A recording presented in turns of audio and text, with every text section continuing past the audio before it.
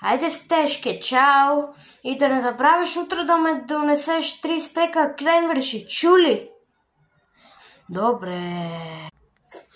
О, не, пак та лудата продавачка. Кажете!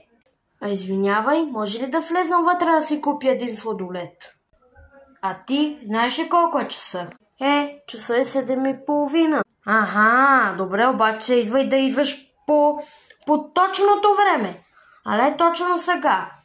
Сега бия ключа и за да не минавам. Хиша ме интересува. Ама то пише, че работите до 8. Не е вярно. Виж какво пише тук. Отворено е, сега обръщам.